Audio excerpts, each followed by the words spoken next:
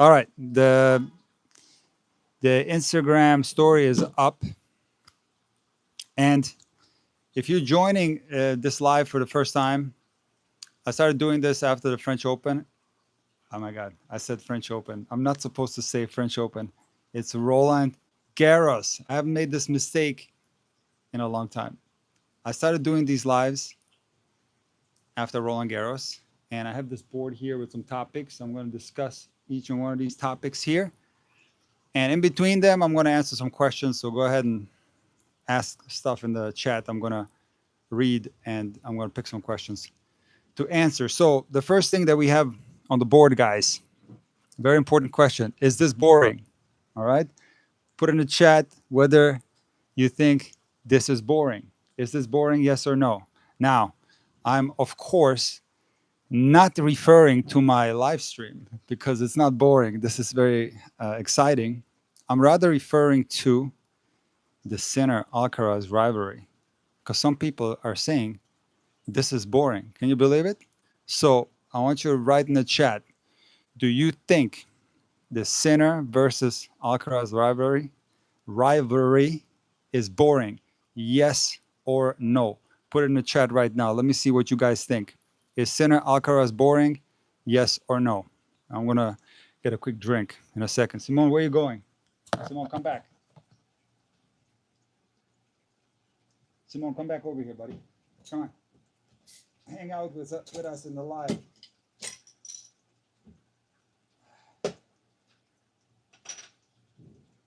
'88. Okay. Everybody's saying it's not boring. All right, good. I must spend too much time on Twitter, tennis Twitter, the most toxic place in the tennis universe. Tennis Twitter. Don't go on there. You'll read the most awful things ever about tennis. Everyone is saying no. But let me, yes. Okay, somebody says yes. It is boring. All right. All right, at least we got one yes. We got a not yet.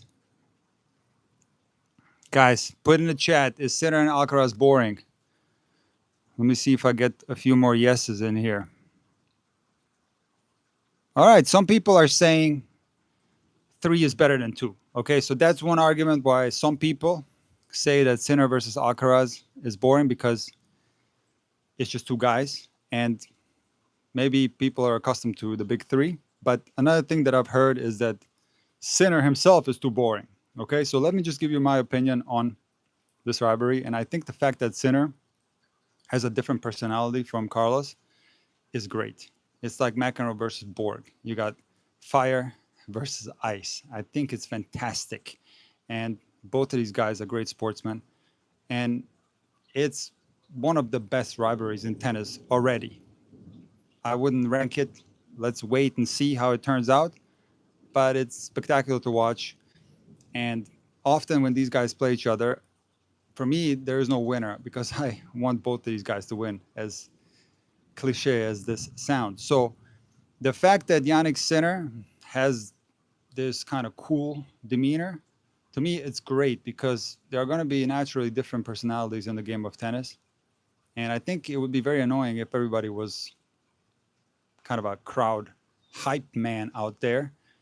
I think it's great for the game that Sinner is the way he is. So that argument falls short. But some of you guys wrote here in the chat that 3 is better than 2.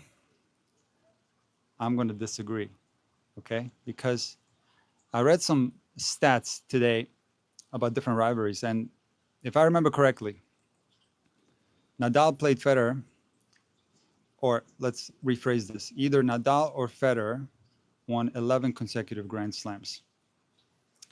I think Nadal and Djokovic had 9 consecutive. And now Sinner and Alcaraz have 8 consecutive. So we did have a period of time where it was just Nadal and Federer. Remember? Before Djokovic became the player that he is. It was Nadal and Federer in big finals everywhere. And did we think that it was boring back then? Absolutely not. And you could make the argument that this party of Nadal and Federer was kind of spoiled or crashed by Novak Djokovic. So the fact that there's only two of them is, to me, not boring at all. It's very exciting, and I think it's way better to get, a Sinner Alcaraz final than maybe an unknown player, in my opinion. It creates more excitement for the game of tennis, and I think it's great. So for me, Sinner versus Alcaraz is absolutely not boring. It is incredible that we have this after two of the big three are retired. It is. I still can't believe it, to be honest with you, that we have two GOATs right off the bat after, 2 out of 3 GOATs already retired. So, yeah, I hate to hear people put a negative spin on this rivalry, because it is a blessing for the game of tennis. All right, let me take a look in the chat and see what you guys are saying. I want to answer a couple of questions, and we're going to go from there.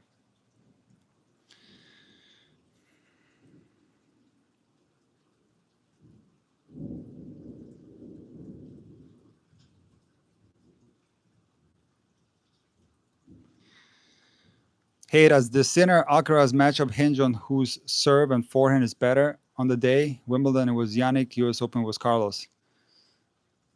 I wouldn't say forehand, even though that is a good thought.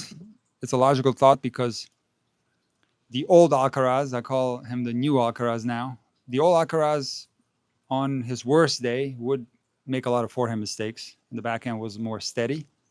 But the new Alcaraz doesn't make nearly as many forehand mistakes. Now, Sinner also rarely makes forehand mistakes. Now, interestingly, in this final, Carlos Alcaraz forehand was way better than the Sinner forehand. But I think the fact that Sinner was, serving poorly and went down in the score, right off the bat in the first set, and then of course he won the second set, and then he lost his serve right away in the third.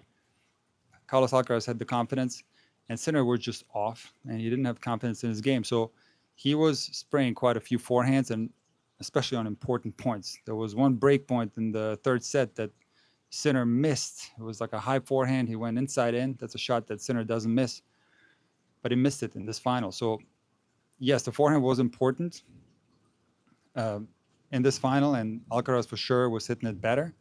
But I would say that the number one reason why Sinner struggled in this match against Alcaraz was his first serve percentage. You can watch my final analysis that I posted early this morning, and you can watch the preview for the final, where I discuss in depth that the first serve percentage is the reason why I picked Alcaraz prior to the tournament starting, and this turned out to be true. So the most important thing for Jannik is to fix his serve, because Carlos Alcaraz has improved his serve tremendously. He's serving better than ever. And he did have serve problems in the Wimbledon final, for example, and that's one of the reasons why he lost that match. And also Jannik was serving better than he did in the US Open final. So the serve is very important for both of these guys. But in Carlos's case, it keeps getting better. And in Jannik's case, it got worse. And in the post-match press conference, Jannik said that he's going to change his serve. So we'll have to see what that ends up looking like. But if you want to know my viewpoint on the serve struggles, you can check out my serve problem Sinner video. Does Sinner have a serve problem? You type that into YouTube and you're going to find it. I released this during the Cincinnati tournament. So we'll see what happens. Let me answer one more question, and then we're going to go back to the board, okay?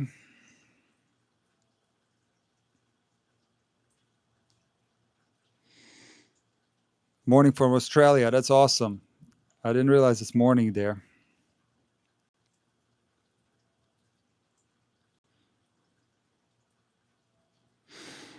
I wonder if he will go back to platform stance. Okay, that's a fantastic question. And I was thinking about that today. It's so funny you bring that up. I was on the court recording another video, and while I was picking up balls, I started thinking about the Sinner serve. And I started visualizing what he could do to make it more consistent. And that video that I'm referring to, I put some, illustrations where that back foot pull up on the pinpoint stance is not consistent. He pulls that back foot up to different locations. There's sometimes a bigger gap and a smaller gap. And that's possibly one reason why it's inconsistent. Also, the service motion is very intricate. The rhythm is very intricate and unique, complex. And part of this intricacy lies in the fact that he pulls that back foot up very early. So it would make a lot of sense to go back to the platform stance. In that video that I'm referring to, I showed the center serve back in the junior days, and he has changed it a lot. And generally, when natural platform stance servers change to a pinpoint stance, it's never 100% accurate. What I find with players is that when they pull that back foot up to the front foot, they can't really put enough pressure on there, and it just generally feels uncomfortable. So I think it's easier to switch from pinpoint to platform than it is to switch from platform to pinpoint. So we'll see what happens, but I do think it's a good idea to go back to the platform stance serve, because I think, what was it, 2022 he served platform, and I thought he was serving quite well. So we'll see what he does. I hope that he can serve better.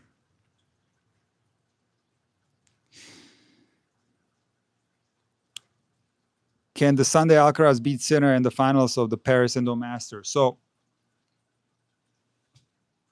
I'm going to answer that in this question right here. Can Alcaraz win the 2025 ATP finals? So stay tuned. We're going to go through these topics here, and I'm going to definitely address Alcaraz indoors for sure.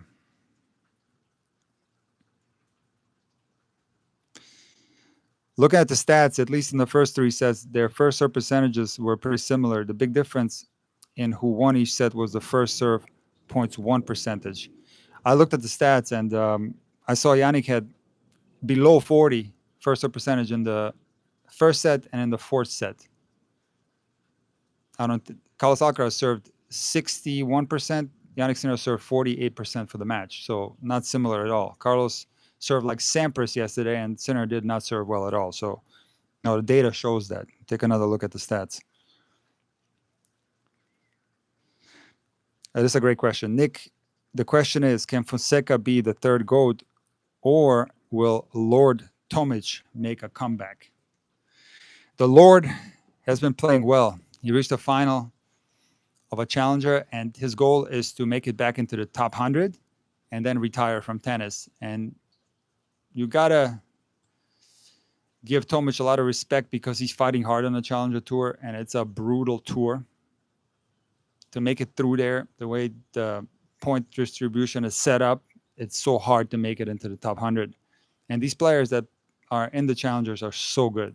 It's incredible. I mean, we saw a lot of these guys make it deep in the US Open draw. The guy that played Fritz, Kim, I think he's ranked maybe 180. I'm not 100% sure. And he made it. He won a few matches, and there were other guys in the main draw. There was a Swiss guy. I forget the name now. But the Swiss guy made it into the fourth round. I think he lost to Alex de Minaur. So these guys are capable of beating guys that are in the top 100. I'm talking about the Challenger players. So can the Lord make it into the top? Can the Lord make it into the top 100? I don't know. It's going to be tough, but he's fighting hard, and I hope that he can do it. I like watching players with unorthodox playing styles, and it would be fun to see Tomic back on the main tour. I think it would be very interesting, especially on grass. Tomic is dangerous on grass. This year, in Mallorca, he won a couple of main draw matches. So I do believe right now, Tomic is still a top 100 player on grass for sure. And Fonseca, I talked many times about him. He's doing really well. He's had a great year so far. There has been some ups and downs here and there, but he's going up in the rankings, and his goal was to be seeded in the slams in 2026, and he's very close to that goal. I do think that he will achieve it. So the development is gradual.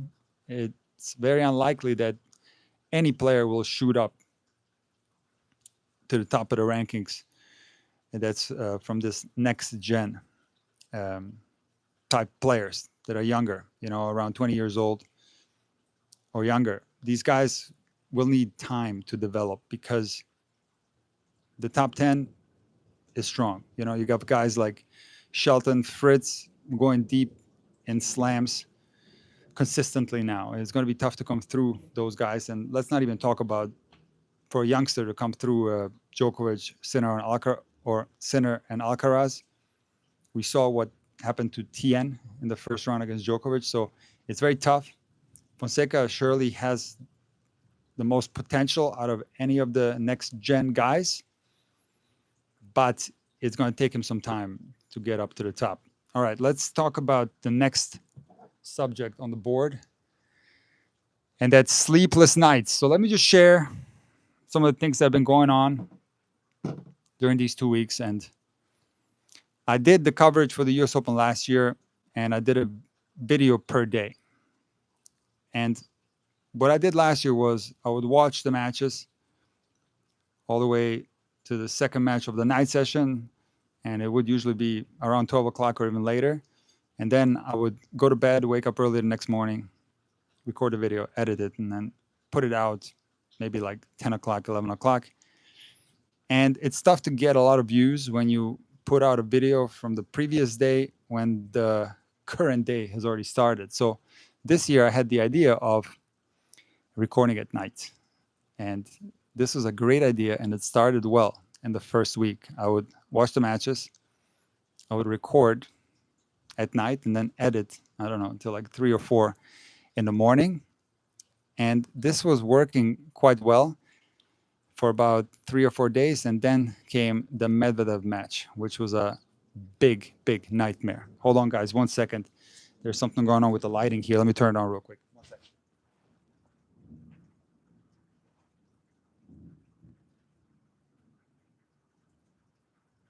All right, there we go.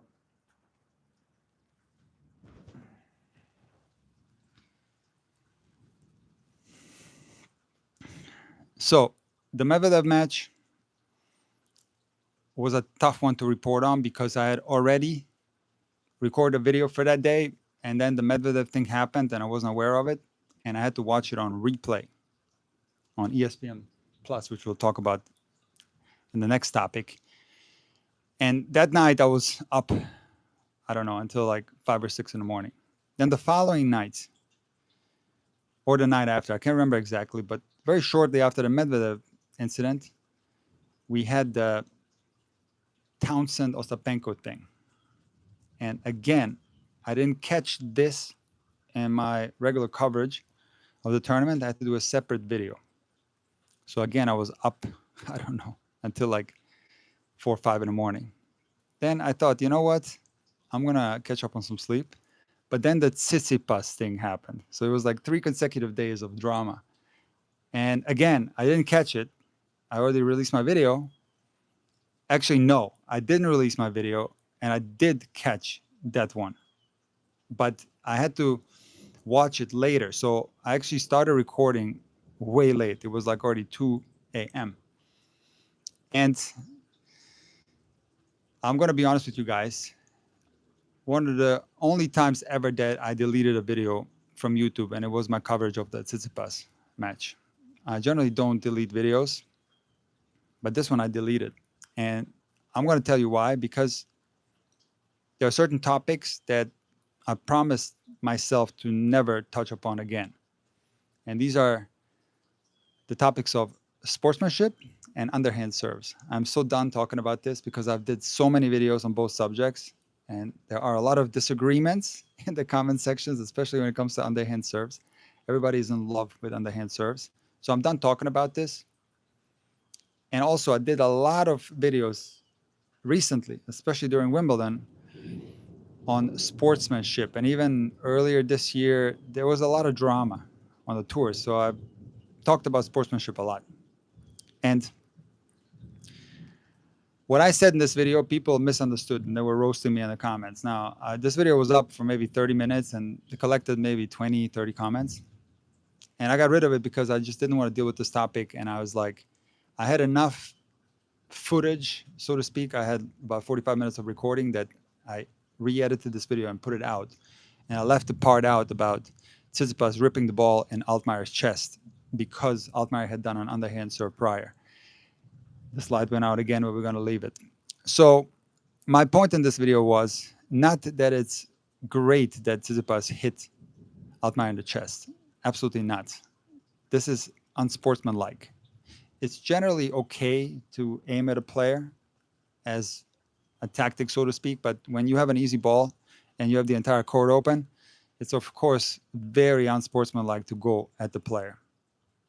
But just like the underhand serve, it's a legal move, but it's unsportsmanlike. Now, you can argue whether the underhand serve is sportsmanlike or not, but the reason why Tsitsipas hit Altmaier in the chest is because he perceived the underhand serve as unsportsmanlike. And a lot of players perceive the underhand serve as unsportsmanlike.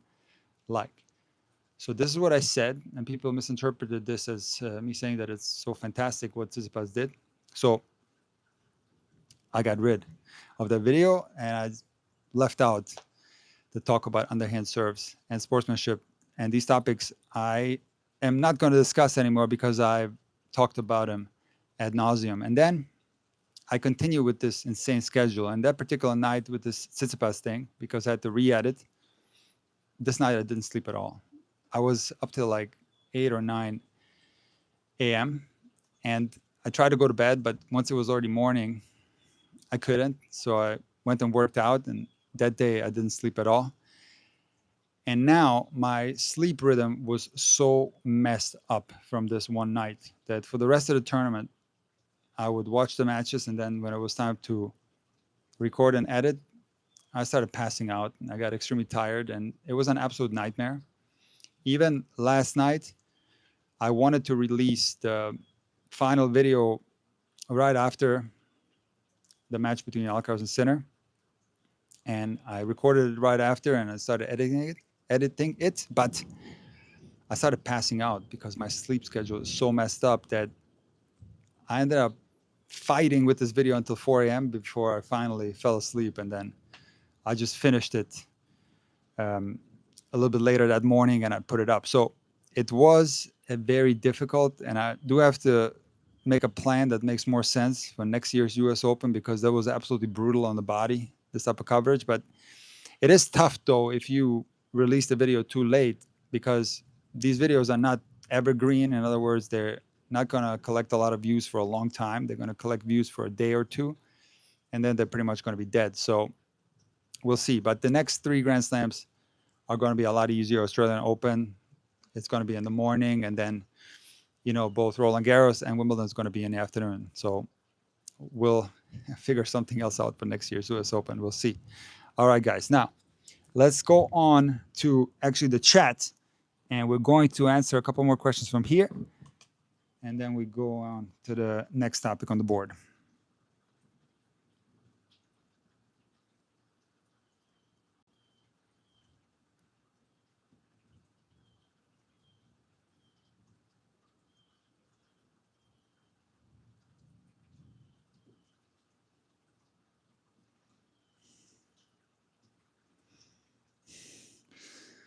As a Nadal fan, for you personally, which win made you the happiest and which loss was the most crushing?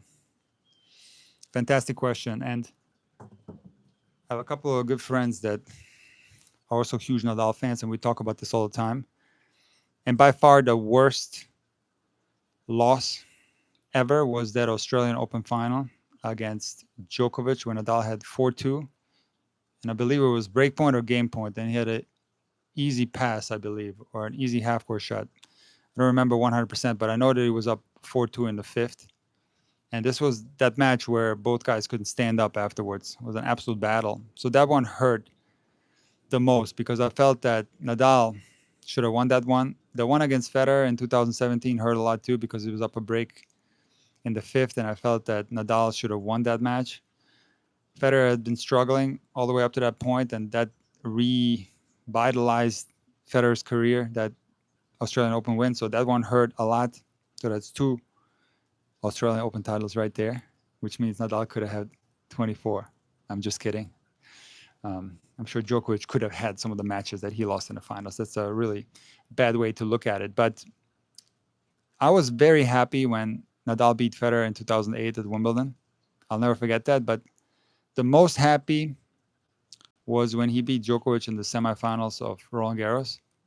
I remember going absolutely crazy Our whole family was going crazy. We were like dancing, arm in arm, and we all jumped in a pool.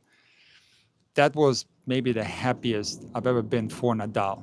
That 5-set win against Djokovic, when Djokovic was on the top of the world, Nadal was struggling, and there was a point in the 5th set where Djokovic had an easy bounce overhead close to the net, and he touched the net, lost the point.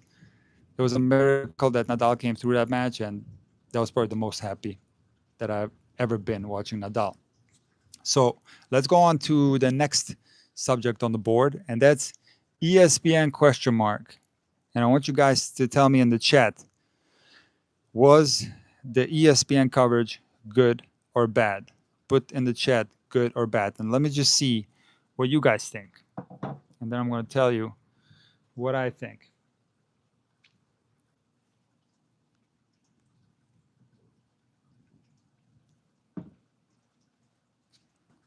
Guys, put in the chat, ESPN good or bad? With a couple of bads, 3 bads, 4 bads. ESPN coverage, good or bad? Bad. Trash. Too much yapping, bad. Ish. It was okay. Good. Let me see here. This is interesting what you guys are saying. ESPN coverage, good or bad? Let me see. McEnroe is awful. A lot of people are hating on McEnroe. I'm seeing this more and more. Let's see here. I'll talk about the split screen.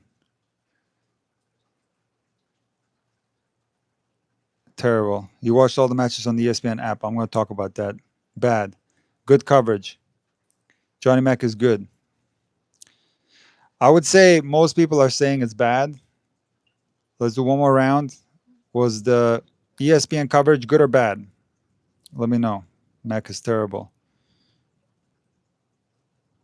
Too much yapping. All right, I would say like 90% of you think it was bad. So I'm going to tell you that I was extremely disappointed with ESPN's coverage. And let me just tell you my process of how I analyze these matches. So if I'm going to cover a specific match, I will watch it live, and then afterwards I'll go on the replay and have a system for analyzing matches that I actually teach to my students. You can go on intuitivetennis.com and check out a course called the Video Analysis Masterclass. And I not only teach you there how to analyze your own strokes, your technique, but I also teach you how to analyze matches. And it's a really good system. So I will take notes and I will utilize my system for match analysis. And I need the full match. So highlights do absolutely nothing for me. And the great thing about the Tennis Channel Plus app, or even when it was on TNT, I believe on the HBO app, the Max app, they had the replays there, all of them through the entirety of the tournament. And they had them on ESPN Plus as well. But I think it was around the quarterfinals, they stopped doing the on-demand replays. Can you believe it? Not a single match, either from the men or the women, was available on demand after it was done. I think it was the quarterfinals, could be the semis. I'm not 100% sure, but I'm sure that they stopped showing these matches on demand. And that's criminal because, you know, I'm paying for ESPN Plus. And what's the point of me paying for ESPN Plus if they don't have any professional matches? Now, they did have juniors, and I did watch some junior tennis, but no pro-level matches on demand from the US Open. And that is just absolutely ridiculous. And for that reason, I thought the coverage was awful. Now, the TV coverage was okay, but for me, the TNT coverage was way better. There was something fresh about it. They tried different things. I thought the segments on TNT were better. They brought in some fresh commentators. Some of them also were commentating on ESPN, but to me, something about TNT felt better. And I just think that ESPN tennis is not innovative enough. They just keep doing the same thing. And a lot of people are complaining. A lot of people are bored. And what annoys me is when other things that they cover bleeds into the actual match. So I love Cliff Drysdale. I'm a fan of Cliff Drysdale. I think he's a awesome guy. And, I thought the tribute that they did for Cliffy was touching for sure. But unfortunately, it bled into the first game of the Swiatek and Anisimova match. And how important was that first game in that match? Because the last time they played, it was 0-0, and they didn't show the first game, which I thought was absolutely criminal. So that was bad. And this leads me to the next point, which is not really related to the coverage. That's more the actual tournament, the US Open, and that was the Mary Carrillo incident during the women's final trophy ceremony. And a lot of people are giving Mary Carrillo heat for that. And I'm going to give Mary Carrillo a break, because what I think they tried to do is do a Wimbledon style interview on the court. Now, first of all, Wimbledon is very experienced with this style of interview, and the setting, it just fits. Wimbledon has it down. It's a completely different feel when you watch the players on the grass being interviewed than having the players on a podium and being interviewed by Mary Carrillo from below the podium. It's just different. And the players at Wimbledon are used to this style of interview. So it's not really a speech, it's more of an interview. And the players at the US Open that have been there before or have given speeches at other tournaments, when they're on a podium, it feels unnatural to do an interview. It's more natural to do a speech. And both Anisimova and Sabalenka were doing a speech, and they weren't ready for the questions, and they both had to interrupt Carrillo and tell her that they wanted to thank their team and so on. So I think the idea was poor. You just can't do what Wimbledon does, and you got to do it like Jim Courier did it in the men's final, and just let the players do a speech. So I thought that was an uncomfortable thing. Now, I want to add something else, and that's the uncomfortable mentioning of the winner's check in the women's final, and that never happens in the men's. Look, I love it that there's equal prize money, and I've talked about this in other videos. You can check them out. It's great that the WTA players are making so much money, but for some reason it just hits me the wrong way when they mention the check at the end for the women, but they don't mention it for the men. Something about it just feels off, and every time they do it for the women, I remember they did it for Sloane Stephens, and now they did it for Sabalenka. There were groans in the stands, and it's just kind of an awkward thing. So either do it for both or don't do it at all. But yeah, I think it's great that they're giving out, $5 million for the winner. But even back in the day, I always thought that, that part is always marketed as a great thing, where how much the winner gets actually doesn't matter that much. Like Carlos Alcaraz, Jannik Sinner, even Sabalenka, not so sure about Anisimova. They make a ton of money, outside of the prize money from sponsors. And it's not so important for them to get an extra million or extra 2 million. Of course, it's important. I'm not saying it's not important, but it is more important for those players that lose in the first round to get more money, because that's going to allow them to finance their career. So in my opinion, that should be marketed, and that should be increased more than increasing the winner's check. But unfortunately, the winner's check increase is always marketed as something great, and I think it's actually somewhat irrelevant. I do believe that the prize money should, of course, go up, but I've done a long video on the problems in tennis that you can check out. It's called "Does Tennis Have a Problem?" Some to that extent, maybe a couple months ago, and I talked about prize money, and there is a prize money problem for sure. So I think increase the futures prize money, the challenger prize money, continue to increase the first round prize money, and market that, because that's what's so important in the game of tennis, where a player ranked 150 or 160 is breaking even. That's just not right. So that's that. All right, let's see what you guys are saying. We're going to get into a couple more questions in here.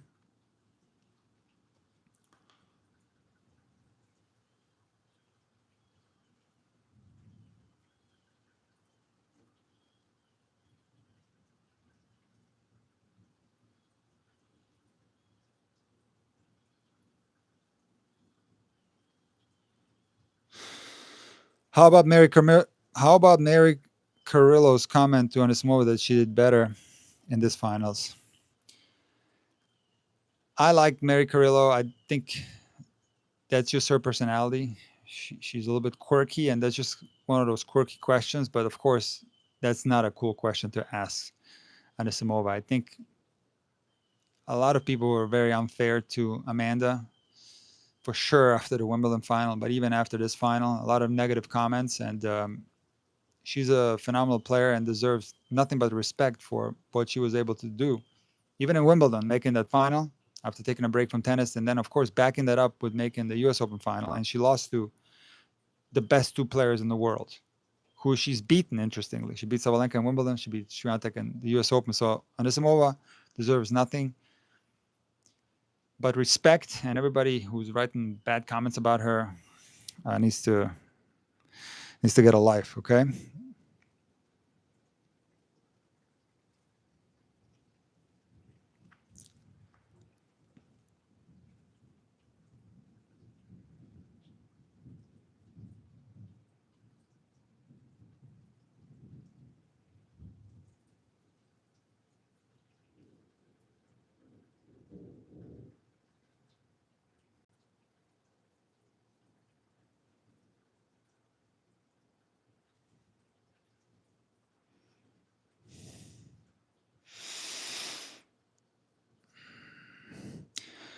I don't remember Wimbledon doing that after the finals. Yeah, I don't recall other tournaments doing that. Now, I'm not sure about the Australian Open, but I'm sure Roland Garros and Wimbledon didn't say how much the players were making.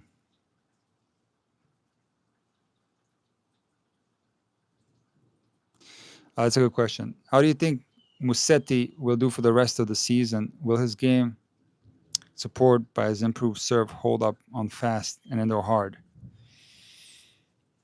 I think Musetti, depends who he plays. I think against the top level players, he's going to be less competitive against them on a very fast surface. I see Musetti more as a clay court player and a grass court player. Now, of course, it doesn't mean that he doesn't know how to play on hard courts. He's very good on hard courts too, and he can do some good results. Maybe at the 500 level, but at the 1000 level, if all the big guys are there, I think it's going to be tough for Lorenzo on indoor courts that are fast, especially at the ATP finals. So I think we're going to talk about that in a second, but I think it's going to be tough for him.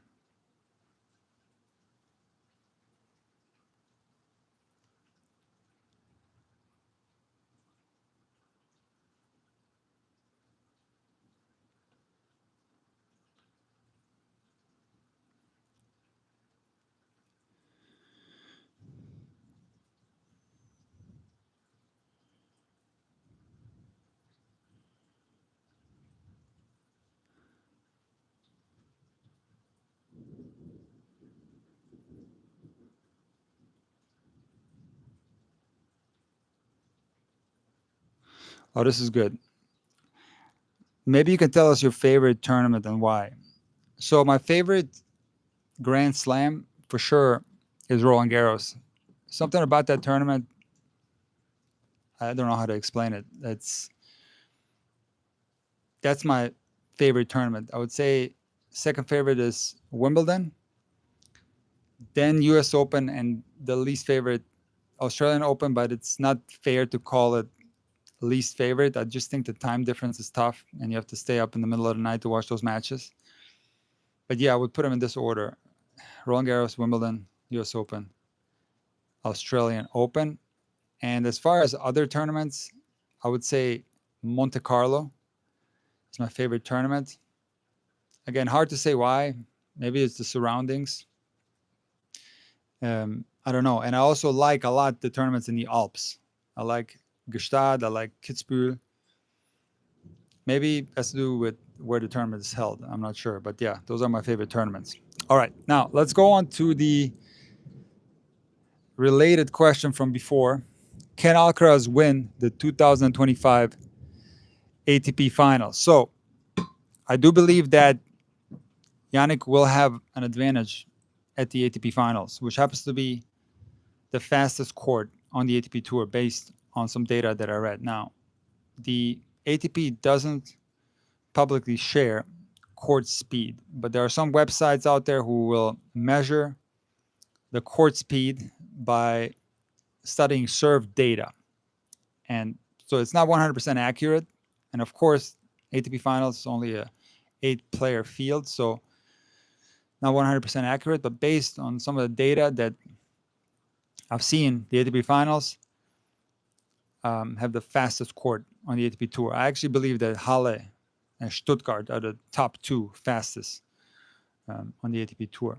But in any case, that's going to be a huge advantage for Jannik Sinner, because I think it's going to be more difficult for Carlos Alcaraz to utilize his versatility. But Carlos Alcaraz proved that his versatility also includes serving like Sampras and absolutely blasting forehands and playing a very aggressive style of tennis. And of course, Carlos knows how to come to the net and serve and volley. So he is, of course, highly capable of winning the ATP Finals.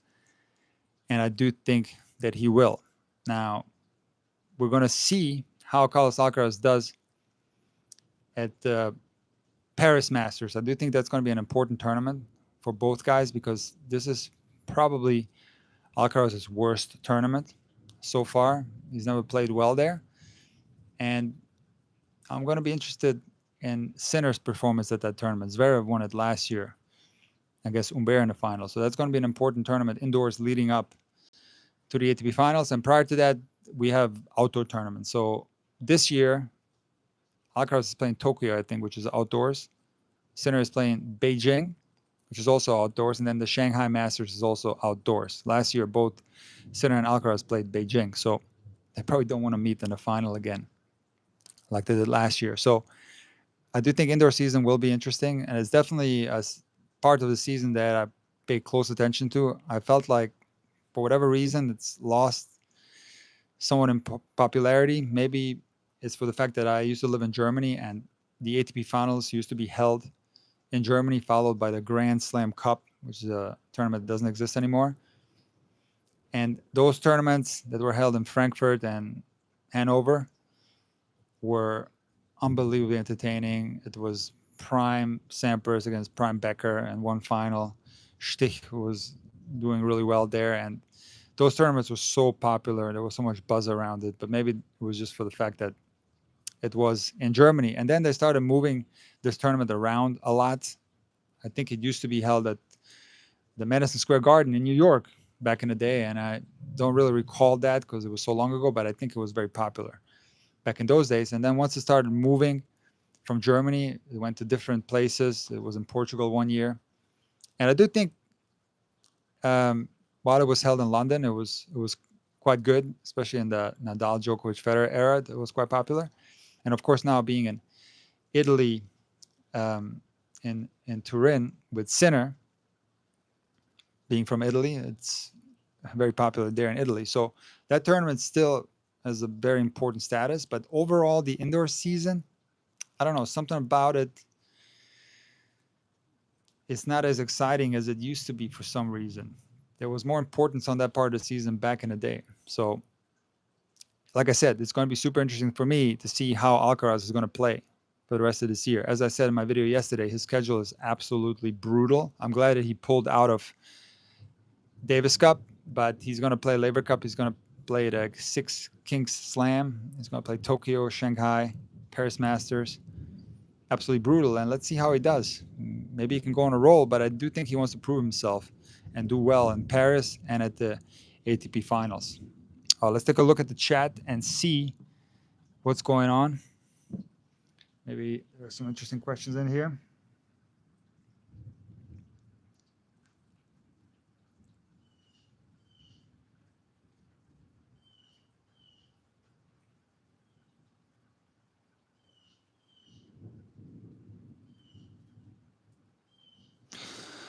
What does Bublik need to do to get into the top 10? He needs a huge result at a Masters 1000 or a Grand Slam, like going to semis or finals at the Masters 1000s, or goes semis in a Grand Slam. And that's tough to do, but he's highly capable of doing that. And just keep playing consistent tennis. If he continues playing like he has been since, basically that Turin Challenger, or maybe even if you go back before that, the Phoenix Challenger, where he made the final and lost to Fonseca, actually. That's when he switched to the Babolat Pure Aero 98, and that's where he turned his tennis career around. Started playing really well, quarters, Roland Garros, won Halle, then had that loss in Wimbledon in the first round, but then won back-to-back clay titles.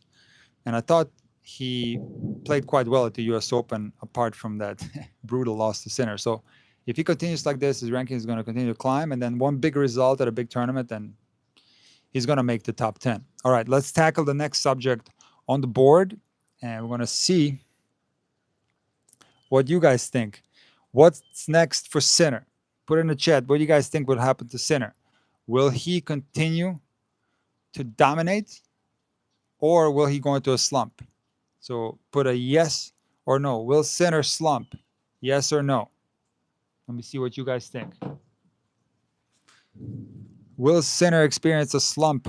Now, just to give you background, Sinner said that he plans to change his serve, and he's going to experiment with playing a different style of tennis where he's going to be more unpredictable.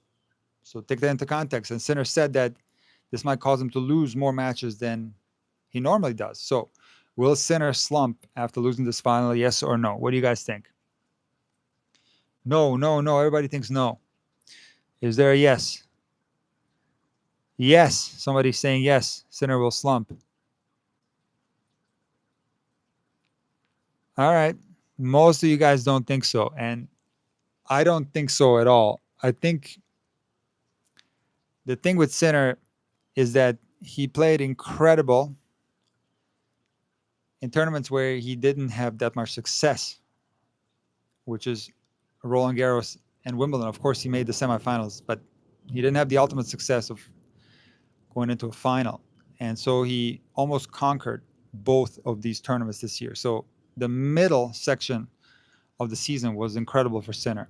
And now comes the part of the season that Sinner loves. So we're going to get the indoor tournaments where Sinner is going to be favored.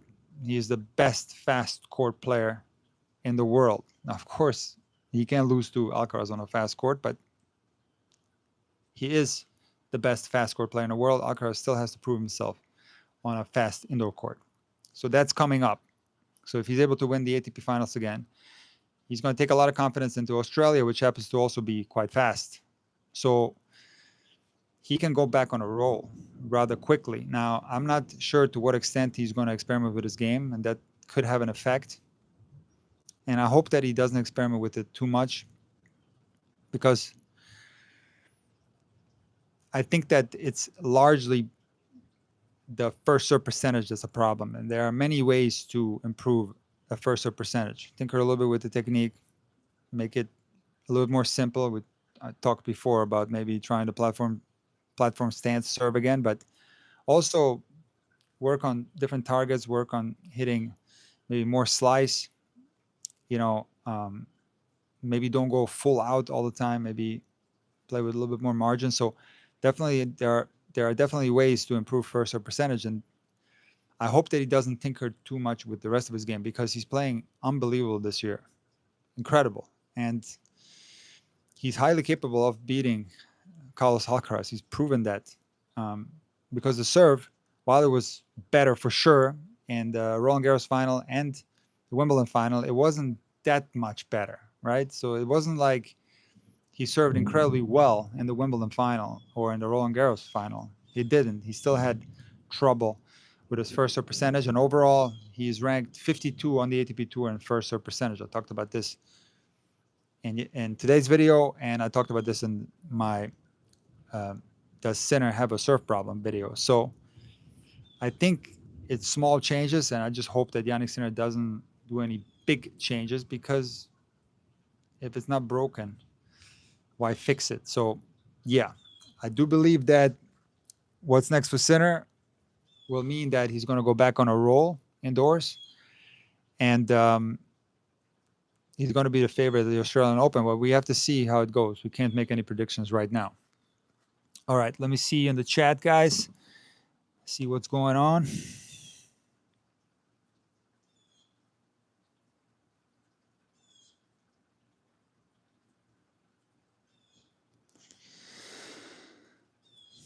Do you think Terrence Atmane is a one-hit wonder?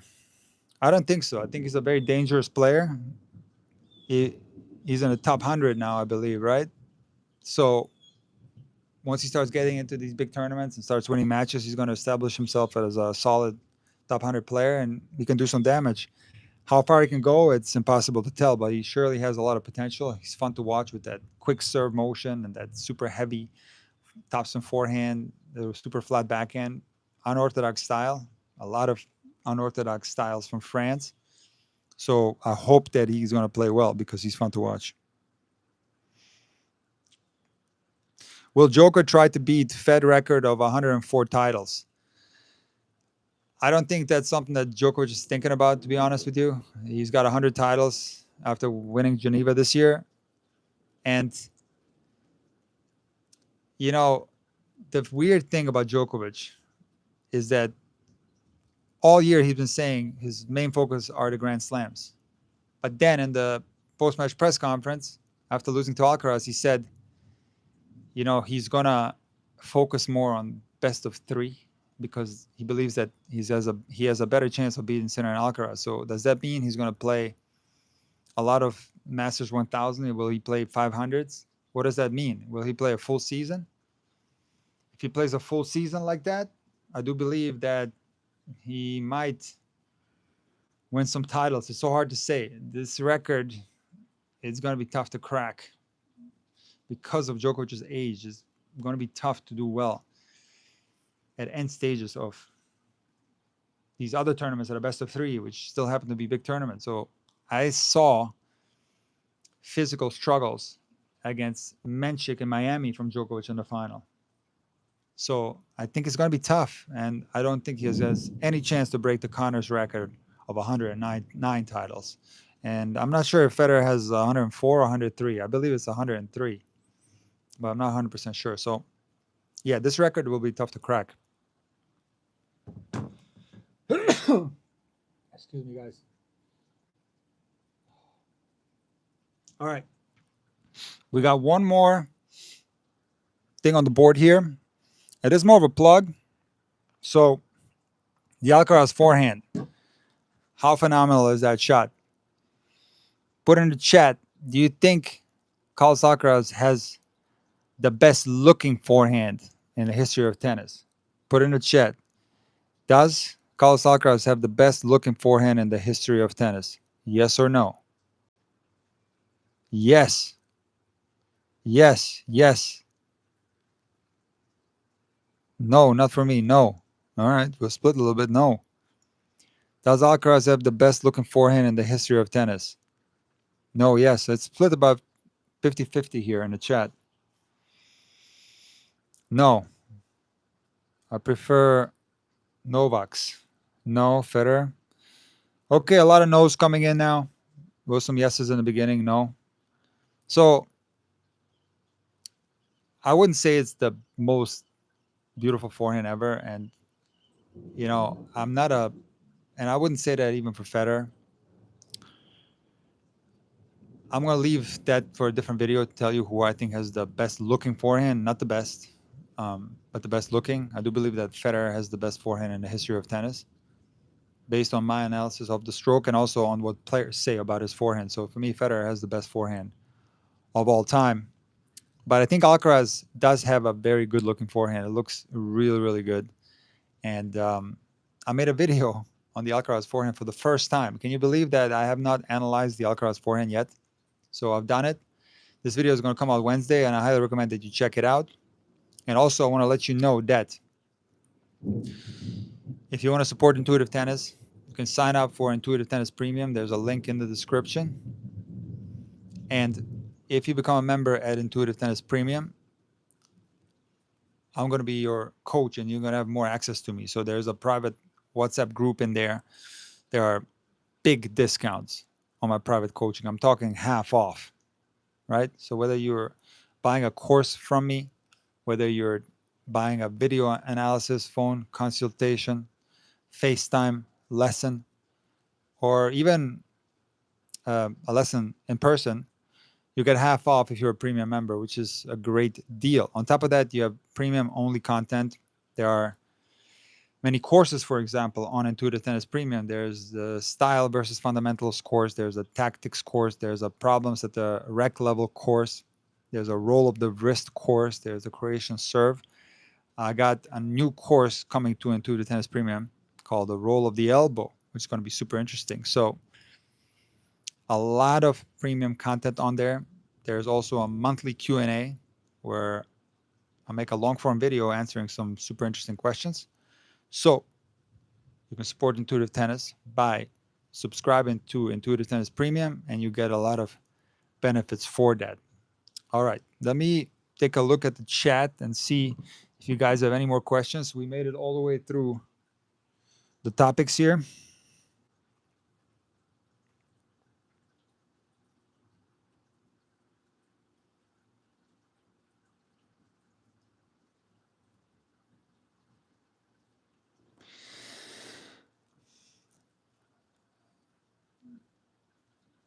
Okay, that's an interesting question. Do you think Sinner has played a worse match than the one he played yesterday since 2023? Okay, very interesting. Since 2023. I don't think so, with the possible exception of Wimbledon 2024 quarters and Canada 2024 quarters illness. Okay, so yeah, if we take out that quarters in Canada last year, and if you compare yesterday to him losing to Medvedev, where he was also sick, by the way. So I can't really say it, but if he was sick, we can't really count that. So yeah, I think maybe Alcaraz played the worst match. You know, since what'd you say? It's 2024, right? Yeah, since 2023. Oh, well, 2023 is different, but for sure, if we look at his results in 2024, he's yeah, that's, I can't think of another match where he served like this and was making so many easy mistakes. So maybe this was one of his worst. Yeah, maybe. Does Djokovic still have a chance at the slams? I talked about this in the semifinal analysis. I talked about this in the semifinal preview where he played Alcaraz, and I've discussed this ad nauseum. I don't think that Djokovic has a chance to win a slam if he has to go through Alcaraz or Sinner. And somebody in the comments brought up something interesting, like, what if Djokovic doesn't play tournaments and his ranking drops and he's not seeded that high and he plays Alcaraz or Sinner early? It doesn't matter because Sinner and Alcaraz are 1 and 2. So even if he plays Sinner in the first round, he still probably have to win a final against Alcaraz. So it wouldn't matter. And it's very debatable whether the advantage would be that big if he played Sinner or Alcaraz early in the tournament. Because if you remember the first 2 matches from Djokovic, Tien and Svajda, Djokovic had physical problems in those 2 matches. He was out of breath, gassed, had a lot of problems. So I don't think it would matter that much. Do you like Johnny Mac commentary? Yeah. You know, it's so funny you bring that up because there was an article written about Johnny Mac in the Washington Post. Absolutely destroyed Johnny Mac for his commentary. And I've seen a lot of negative comments about Johnny Mac on the internet, and people really seem to be upset with his commentary. And I understand why, because it is obvious that Johnny Mac doesn't put that much research into his commentary, and there are certain players that he's probably never heard of and doesn't have any background info on them. And that's, of course, not cool as an announcer. You want to be well informed and you want to teach the audience something that they possibly don't know. So from that standpoint, I understand the criticism. But when I came to the United States I got picked up from the airport. This is the first time I ever came to the U.S. I got picked up from the airport in Nashville by Mel Purcell, and he used to be on tour. Quarterfinals Wimbledon, he lost to John Lloyd. That's the year where John Lloyd made it all the way to the final and lost to McEnroe. So Mel Purcell had the chance to make the Wimbledon final that year, and he was a top 20 player, fantastic player, very talented. And he picked me up from the airport, and that ride, it was a 2-hour ride from Nashville to Murray. I knew I was going to stay there for 4 years because I was so entertained with Mel's stories, and I loved the stories from the tour. I could listen to that all day. And he had stories about everyone, Lendl, McEnroe, Connors, everyone. And I just loved it. So when I listen to McEnroe, this reminds me of Mel Purcell. These stories about back in the day and the little things that McEnroe says, it just reminds me of Mel, and I really enjoy listening to that.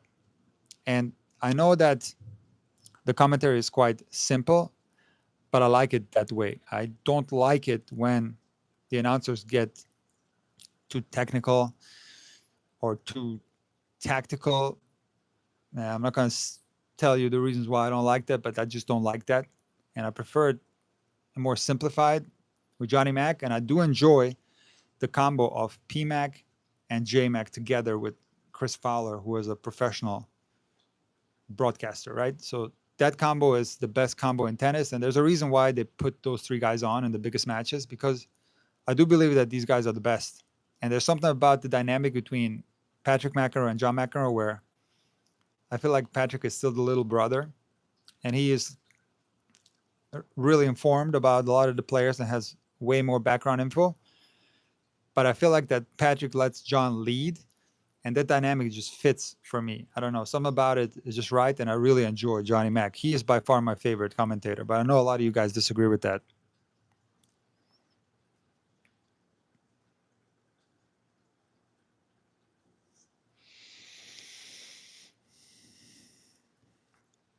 Can Fritz pull it together and make it further in a major? I don't think so. It's the same with Djokovic, but even worse.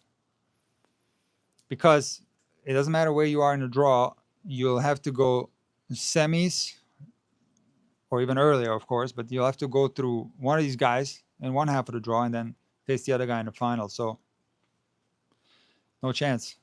The rest of the tour has to ask themselves some really tough questions, and that's how in the world is a 38-year-old Djokovic able to make 4 consecutive Grand Slam finals?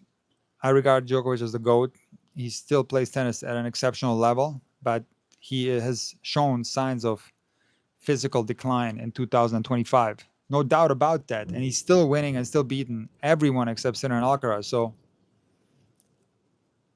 we don't need to talk about Sinner and Alcaraz in regards to Fritz or these other guys because they don't even come through Djokovic, okay? So it's Sinner and Alcaraz to the top, then it's Djokovic, and then there's everyone else. So chances are very low unless Djokovic drops off even further next year, which I don't think will happen.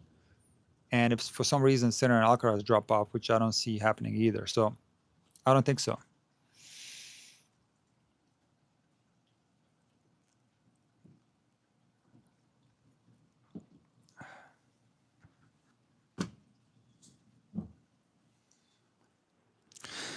I think Novak is putting the pressure on these two guys by saying he's out of gas and can't keep up with these two. So he's trying to enjoy his final era with the audience interest.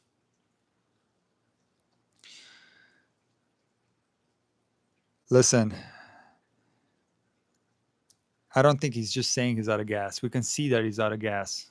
I don't understand all this doubts around Djokovic's physical problems. Like, people are doubting his injury at the Australian Open, and he was really injured. He provided a scan. Last year, there was a thing with his knee, and he had surgery. People were doubting that he even had surgery. So people always think that he's making up injuries. And the same goes when he took a medical time out at the U.S. Open with that huge blister. People were saying this was fake, and then they showed that blister on TV, and it was terrible. So That's number one. So I don't understand why people are doubting him, and to say that he's just saying that he's out of gas or faking being out of gas. No, he's 38 years old and he's out of gas. Once you start approaching 40, tennis at this level becomes so tough. Trust me. What are Zverev's chances of winning a slam? The same chances as Fritz, maybe even worse. Maybe even a little bit worse. But yeah, not very high, the chances. Not very high. I think the biggest chance for anyone outside of Djokovic to win a slam is Ben Shelton, because I saw him play some tight sets against Sinner and Alcaraz. And if he makes improvements to his game, maybe he can. But even he's far away from that, okay? Don't get me wrong. He's far away because he hasn't even won a set against Sinner in the semis. But I feel like he has a little bit of a chance. But even he is far away. Novak retirement, when do you think? Well, I always listen to Novak and I go by what he's saying. So he says Olympics 28. So I think that's when he's going to hang it up. I think he's going to keep going. Like I said in my post-match analysis after the semifinal loss to Alcaraz, I think Novak really enjoys the crowd being on his side now, where the crowd was against him for a big portion of his career, where he competed against Nadal and Federer, the two most popular players in the history of tennis. And he enjoys the crowd being on his side, even against super popular Sinner and Alcaraz. So he wants to keep playing with the crowd support and keep going. And he's having fun. And why shouldn't he keep playing if he's making 4 consecutive semifinals? And it's not like he's losing that easy to Sinner and Alcaraz, okay? We have to give Novak respect. The semifinal loss to Sinner at Roland Garros, I think set 2 and 3 were 7-5, 7-6, and he took Alcaraz into a tiebreak. So he's far away from beating them. I'm not saying that he's anywhere close to beating them, but it's not like they're destroying him on the court. I wouldn't say that. So a lot of reasons for Novak to continue playing.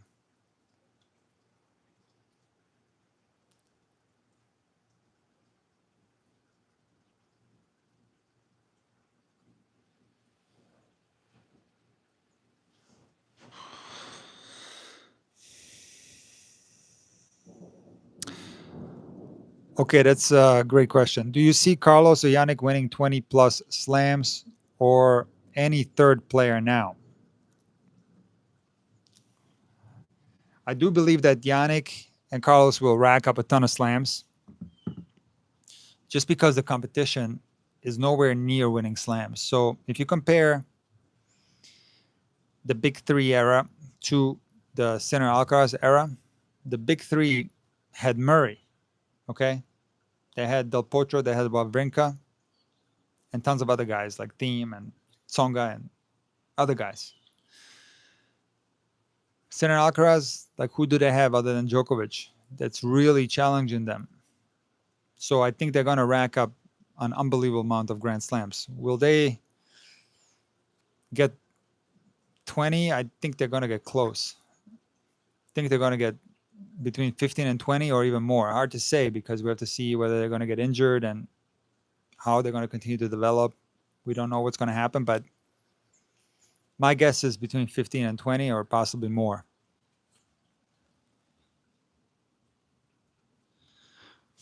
Women's Grand Slam finals should be best of 5. I agree 100%.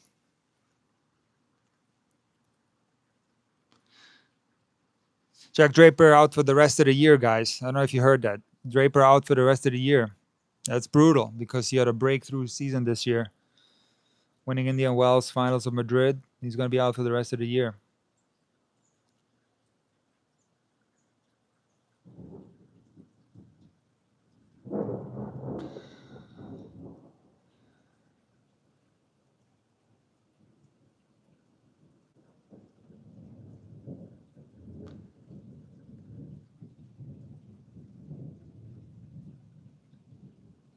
This frozen. Hold on, I click on something here. Let me see here. All right, there we go. Jaime Alcaraz, Carlos' brother. Can he make it to pro level? I haven't seen him play enough, but Carlos said to not put pressure on him and not to ask questions like that. So respect Carlos and leave the little brother alone. I don't know how good he is, but he looks good. The strokes look really nice. There's a Alcaraz fan Instagram account that I follow, Juan something, and I've seen Jaime play a lot, and very good player. But I don't know his actual level. Like, just looking at the forehand and backhand doesn't tell you enough about a player. I would have to see his results.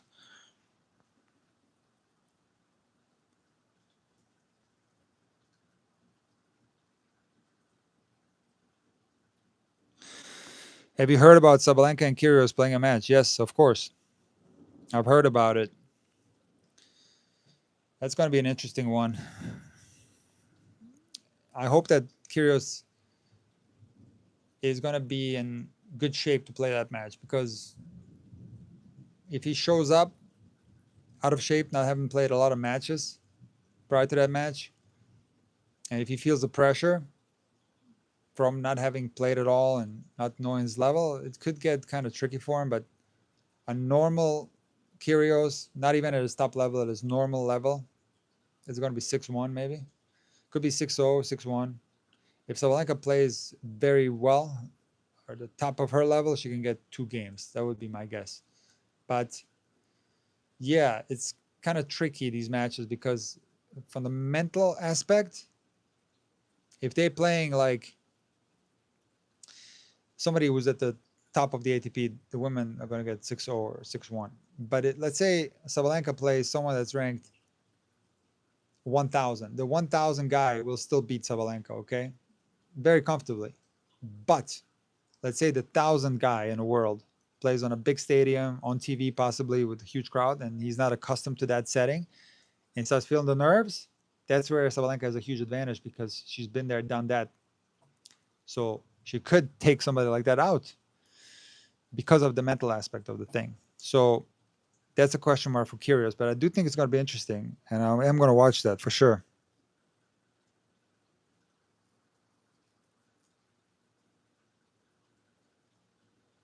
Is Nick going to have handicaps? No, I think they're playing for real. They're playing in Hong Kong, I think, one set for real.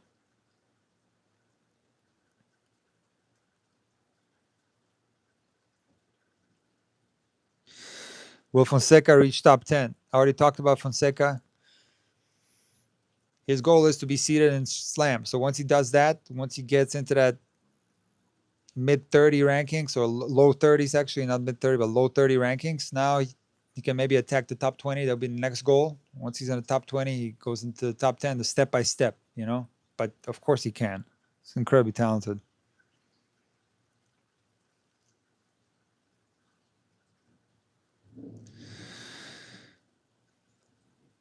How do you think Alcaraz and Sinner would fare against the big 3 in 2012 or so? So this is so unfair, because I've heard people say that Alcaraz's level and Sinner's level is so much better than the big 3, and it's just unfair to the big 3. Obviously, Sinner and Alcaraz are GOAT level.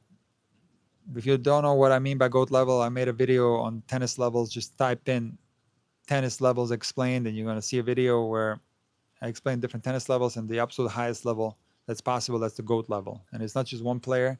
There are a few players in there. So both of them are in there. Carlos Alcaraz and Jannik Sinner. Are they the best ever and the highest level ever? It's unfair to say, because we'll never know the answer, and we can't use Djokovic at 38 years old to draw any conclusions about their level, because Novak Djokovic's level has declined so much. And we saw that Novak Djokovic was dominating both of these guys not that long ago, okay? In 2024, he beat Carlos Alcaraz at the Olympics. He beat Carlos Alcaraz this year at Australian Open, but you know, Carlos Alcaraz has improved tremendously, and I don't think he can beat him anymore. So, of course, these guys were not as good a couple of years ago as they are now. For that reason, we'll never know the answer. We'll never know how Pete Sampras would have done against Nadal on grass. We'll never know how, you know, a prime Federer would have done against Sinner and Alcaraz. We have no idea, but we have to respect the previous generations and understand that when it comes to tennis, They have different surfaces. So the clay goat is Nadal. Will Sinner or Alcaraz win 14 Grand Slams on 14 Roland Garros titles? I don't think so. I don't see it. Maybe they can. I don't know. We'll have to see. Will either one of these guys win 10 Australian Open titles like Djokovic? Maybe, but it's going to be very tough. What about Wimbledon? Federer won 8. Djokovic won 7. Sampras won 7. Borg won 5, I believe. Right? He won 5, yeah. Will they be able to get more than Federer? Maybe, maybe not. So these are incredible records that have to be broken, and we have to respect the previous generation. So we'll never know the answer, but I know I already been seeing for a while now that, you know, Sinner Alcaraz would destroy the big three. I don't know about that. You know, Nadal was pretty good on clay. He was pretty good. I think it would be tough for both Sinner and Alcaraz on clay against Rafa. It would be very difficult.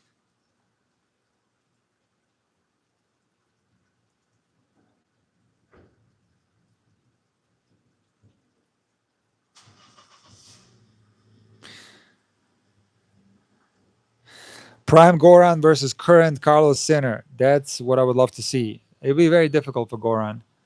But a prime Goran on a fast surface, let's say on indoor carpet or on the old school grass, you got to break him. And it's tough. He can hold against anyone, you know. So, and Goran was very, very good from the baseline. He wasn't just like a serve bot. Goran could play really well from the baseline. And, you know, he didn't really need to volley that well because the serve was so incredible. He had to just clean up at the net. But yeah, no, he at the top of his level, he's a nightmare to play because he's lefty, absolute nightmare. And it'd be tough for Sinner and Alcaraz to break Goran on a fast court. I think on a slow court, it would be very tough for Goran to survive.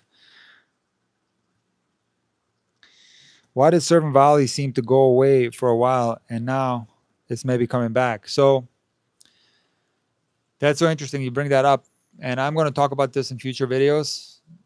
So serve and volley is dead, but just like the one-handed backhand, it dies in junior development because I don't think that you can play one way all the way through juniors, and then once you get on tour, and then all of a sudden switch your style and start serving volleying. Maybe if you have incredible talents at the net and hand skills and athleticism, maybe you could do it. But generally speaking, no, because that game style requires a lifelong muscle memory and training to be able to pull it off at that level. Okay, so in other words, you always have to serve and volley. Just like the greatest serve and volleyers have done, they always were serve and volleyers. So it dies in junior development because it doesn't necessarily have to be dead, because we're seeing evidence that it can still work. Jan-Lennart Struff at the Madrid tournament in 2023, right? Or was it 24? No, maybe I think it was 24. Was it? No,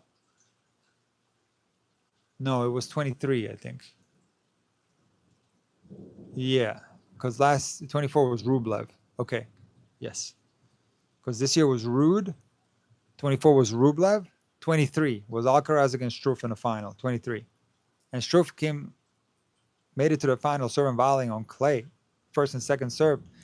And he took a set off Alcaraz in Madrid in the final, serve and volleying. He's done that against Alcaraz in other matches and had really good success, for example, this year in Wimbledon in the third round. So serve and volley still works. It doesn't have to be dead. And I saw a short from Gil Gross. I think it was on his second channel. And he was talking about Maxime Cressy retiring.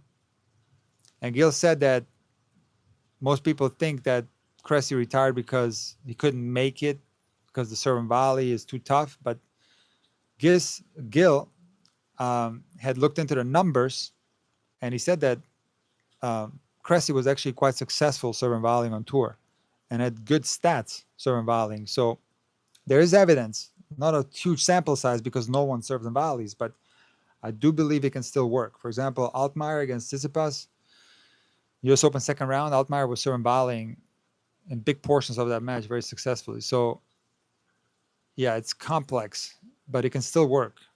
So, again, just like the one-handed backhand, it has to be trained from a young age.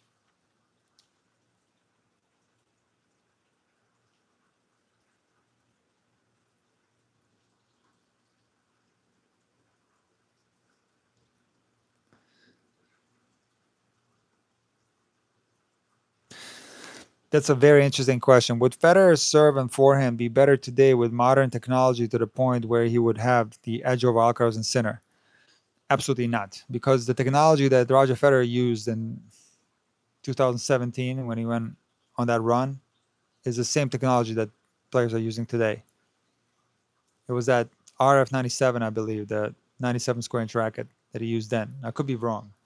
Just check with Tennis Nerd on that. And the strings that Federer was using then are the same strings that players are using now. So technology has not improved that much in the last 10 years, 15 years. No. And in fact,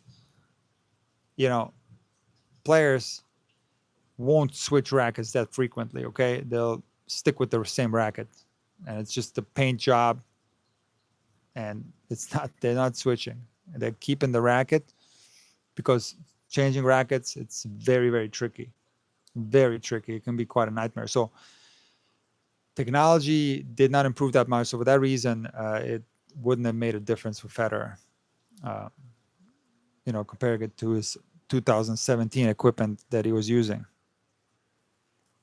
Sampras is the best fast court player. Yeah, Sampras was an absolute beast on fast courts. And I really recommend that you watch the interview with Agassi on the Serve podcast, where Agassi describes what it was like to play Sampras. The guy was an absolute nightmare to play on a fast court because you couldn't break that guy. To me, one of the best servers in the history of tennis, but also possibly together with Federer, the best hold game of all time. But I do place Federer at number one, but Sampras is a very close second. So if Sampras is on, you're not breaking him, and he's not going to give you any rhythm on the return game. So he's going to purposefully lose points just so you don't get a rhythm. And then when he gets one little window, he's going to break you. He's going to come to the net, put pressure on you. So absolute nightmare. And we're going to talk about athleticism. This is something that always irks me because people say how much better the athletes are today. And I always compare this to Michael Jordan in basketball. How unbelievably athletic was Michael Jordan, and is anyone nowadays or after he has retired more athletic than Michael Jordan? I don't think so. In the comparison with tennis, if you take a look at Pete Sampras, even as a little boy training with Robert Lansdorp, one of the best athletes I've ever seen on a tennis court, like Alcaraz style athlete. And if you watch some of those highlights on YouTube, you can look them up, where Sampras was playing indoors in the ATP finals. The guy is so athletic. He's so fast. He jumps like Jordan, actually. An incredible athlete. So, yeah, you could make the argument that Sampras, I wouldn't call him the best fast court player, but one of the best fast court players. I do believe that Federer is probably the best fast court player of all time. Like, just because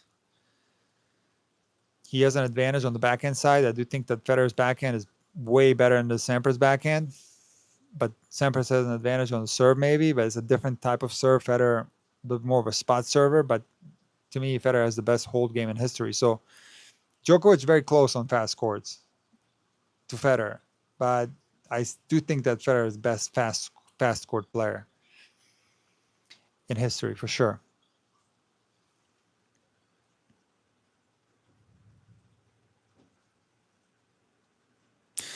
Borg retired very young, absolute GOAT. I agree. And, a lot of people don't take into consideration when talking about GOATs are the following things. And I'm going to close this live stream with these thoughts. Most players back in the day did not care about the Australian Open. So can you imagine how many Grand Slams Jimmy Connors would have had, or John McEnroe, or any of those guys back then who didn't care about the Australian Open? because of its timing and its status in the tennis world. They just didn't care how many Grand Slams they would have racked up, how many more. They would have been in the double digits, okay? So that's number one. Also, I'm not sure if you know, but the US Open has been played on 3 different surfaces: hard true, grass, hard court, okay? So we all take this as some kind of unwritten rule that most of the tournaments are supposed to be on hard court. But why? Why is that so? Why aren't more tournaments held on clay or grass? And can you imagine if more tournaments were held on clay? What if the US Open was held on clay like it used to be and the Australian Open on grass? What would the Grand Slam count look like then? I think that Rafa, for example, if the US Open was on clay, would be number one, and the rest wouldn't matter so much. But let's say we take grass out of the equation, and it's just clay and hard, and there are more tournaments on clay than hard. It changes the perspective completely. Who's regarded as the GOAT and who's not. So unfortunately for me, because I love to watch grass court tennis, and my most favorite surface to watch is clay, for sure. So hardcore tennis dominates the tour, and I do think that has to be taken into consideration when we're talking about the GOAT. So obviously, Novak Djokovic is the greatest hard court player of all time. Absolutely no doubt about that. And you can make arguments that he's the second best on clay, and he's right there with Federer for best on grass. Federer has 8 Wimbledons, Djokovic has 7, but Djokovic beat him in 3 Wimbledon finals. So those guys are kind of neck to neck, in my opinion, for the top spot. So that's a more healthy way to look at who's the GOAT and who's not the GOAT, because surfaces do matter a lot now. Will they matter that much for Sinner and Alcaraz? I don't think so, because these guys are so versatile and they're able to play.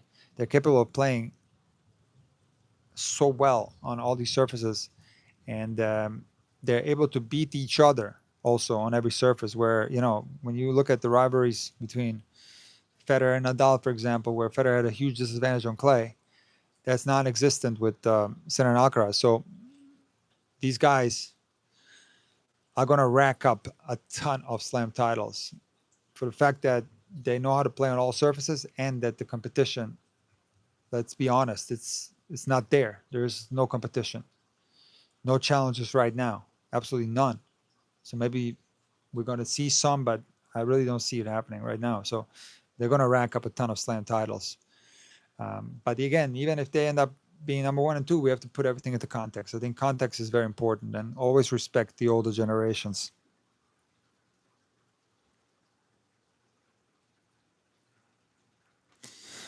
Will Darren Cahill stay on with Jannik? Yes. He was going to retire, but then he decided to keep going.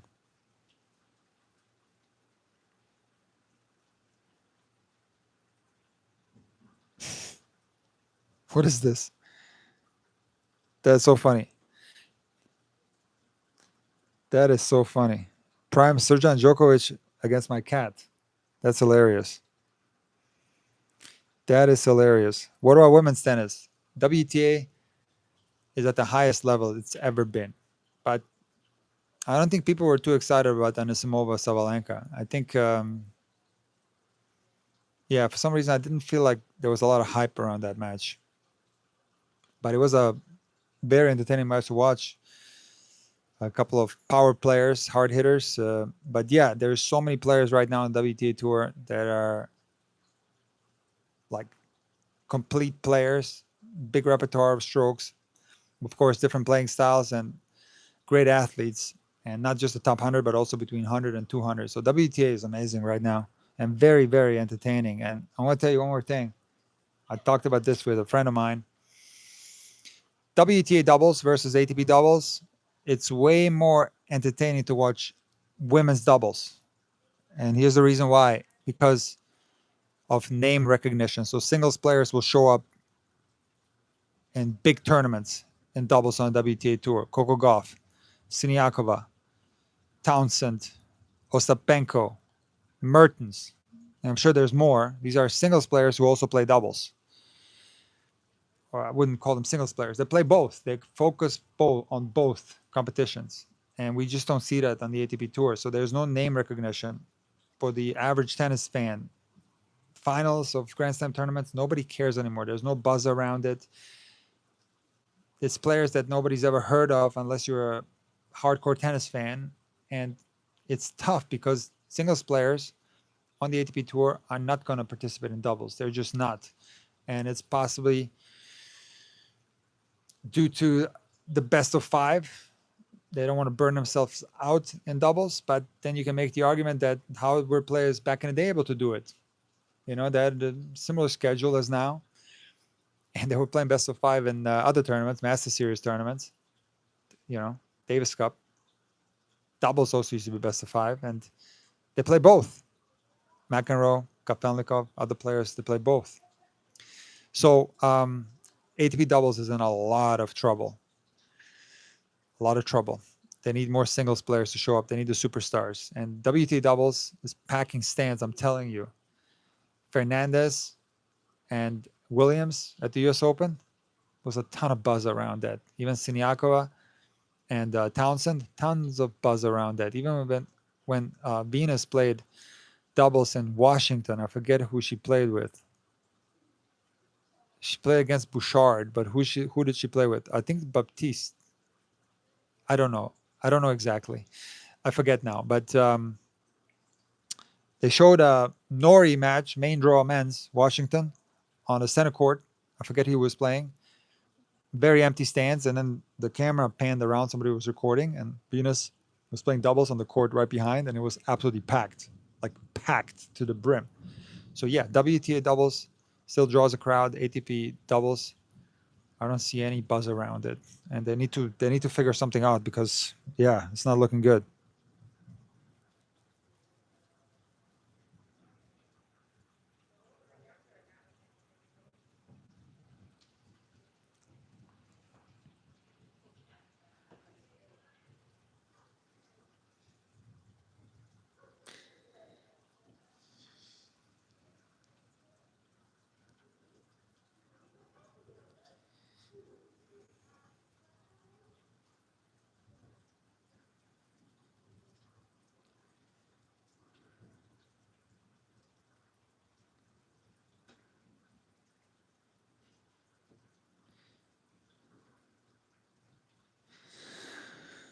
Thanks for the live stream, Nick.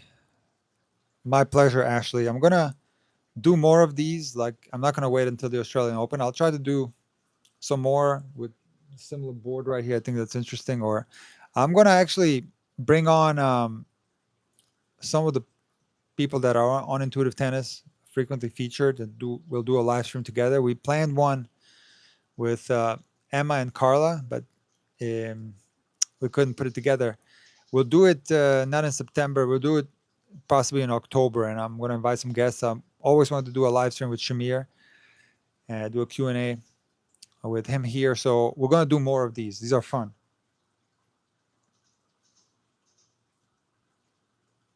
I said I was going to be the last question, but let me do a couple more. Let's keep going, okay? Let's keep going. We got a lot of people in here. 343. Why don't we keep going? That's a good question. Who's better, Sabalenka or Osaka when she was winning Grand Slams? That's tough.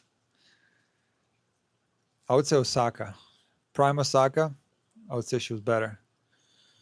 She was amazing when she beat Serena in that final. And that year when she won the US Open, she also won Indian Wells. And then she beat Serena in Miami the week after, also straight sets, easy. And then she beat her easy in the US Open final. That version of Naomi Osaka, that was incredible level. Incredible level. I would take that over Sabalenka. And this is not a diss on Sabalenka. Sabalenka is an excellent player, but compared to that version of Osaka, I don't see a lot of weak points do in the Sabalenka game. So I would take Osaka for sure.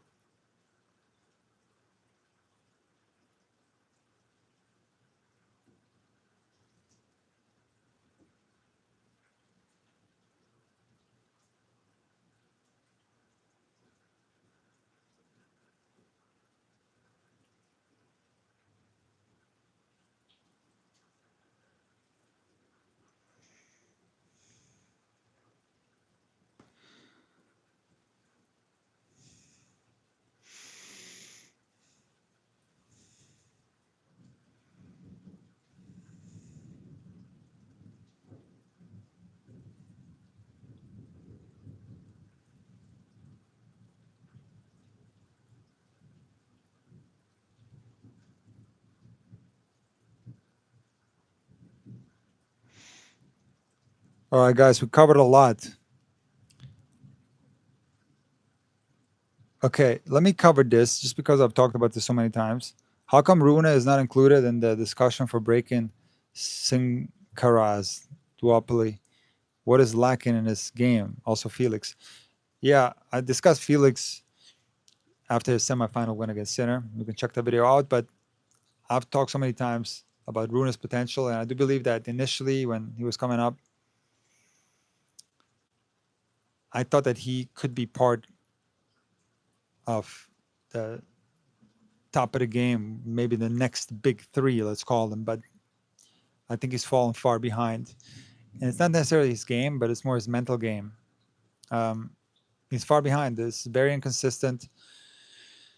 Shot selection is still questionable, but if you take a look at the Barcelona final where he beat Alcaraz, and Alcaraz was injured in that match, no doubt about it.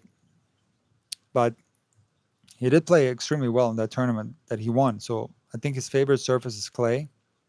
It gives him a little bit more time. So he has incredible potential, Holger Rune. He can do big things. And he has the potential to beat these guys, but he's so far away from this because he's not even making it to the late stages of these tournaments, right? So he's losing to a lot of other guys prior to getting anywhere near Sinner and Alcaraz. So the consistency needs to go up. He has to solve whatever's holding him back, and the ranking needs to be way higher. He needs to be ranked in the top 5 because I do think that's where he belongs, but he's far away from that. So I don't know, there's a lot missing. All right, guys, we're going to call it.